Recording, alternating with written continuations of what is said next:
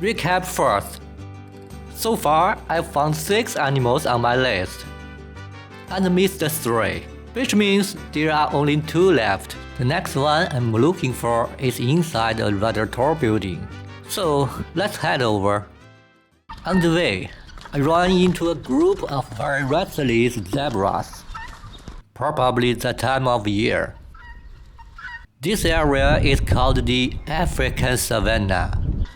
Right now though, the stage pretty much belongs to them. Across the path, there's also a maned wolf. Its behavior feels a bit hard to defend.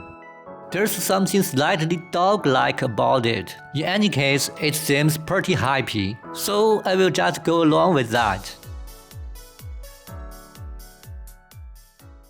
Soon enough, the African-Asian Pavilion comes into view. It's an interesting building, right on the boundary between the Africa and Asian sections. The first half features African species. Then, somewhere in the middle, it quietly switches to Asia. I mentioned earlier that this is a tall building. That's because it houses giraffes and the Indian rhinoceros. There's plenty of vertical space here. Even the giraffes don't feel constrained. Right across from them, there's another exhibit that really makes use of that height. A multi-level mixed habitat with small African mammals and birds. On the ground, you have common dwarf mongoose and Cape ground squirrel. Up on the rocks, hyrax.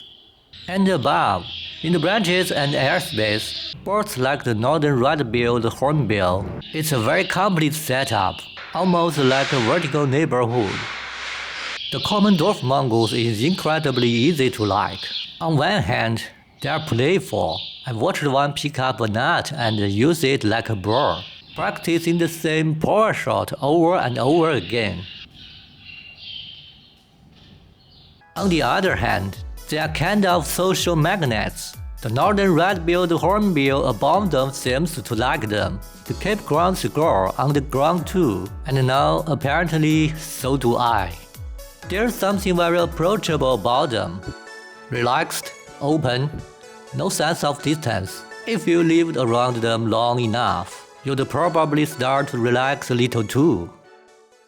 As for hyrax, I actually saw 2 different scents, but couldn't fully confirm whether both species share the same space. Apparently, one way to tell is by the fur around the scent gland on their back. In the bush hyrax, it's lighter. In the rock hyrax, it's darker.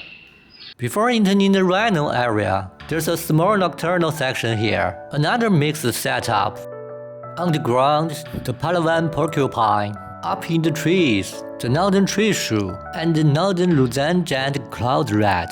That cloud rat looks a bit like an oversized rat, but the overall vibe is much gentler, kind of calm, a little clumsy, in a good way. And then, the main exhibit, the Indian rhinoceros. This turned out to be one of the biggest surprises so far. There's a young calf here named Apple, less than a year old, but already wearing a pretty convincing set of armor. I don't often get to see rhinos this young in zoos, so this felt like a very lucky moment. Across from the rhino enclosure, there's a row of bird exhibits. Interestingly, the species here aren't strictly Asian. It's a bit of a mix. This one is a lesser bird of paradise, from New Guinea. What we are seeing here is the female. The males are a lot more dramatic. And next, one of the targets of my list, the king bird of paradise. It has king in the name, but it's actually about the size of sparrow. It's sometimes called a living giant, and honestly, that feels very accurate. When it flies, it really does look like a small piece of jewelry moving through the air. The only slight disappointment, I didn't get to see those iconic long-tail whales. Maybe still a juvenile, still growing into the full look. But what surprised me more was how active it was. Easily the most energetic animal in the entire building. More than the young rhino, more than mongooses. At some point, all that elegance just disappears mid-flight, and what's left is pure chaos. Just very colorful chaos, no sense of image to maintain. At one point, it almost slipped mid-run. I was slightly concerned for its safety. After finding the king bird of paradise, my progress moved to 7 out of 11. Now, there's only one target left, the Brazilian porcupine. Let's see how that goes.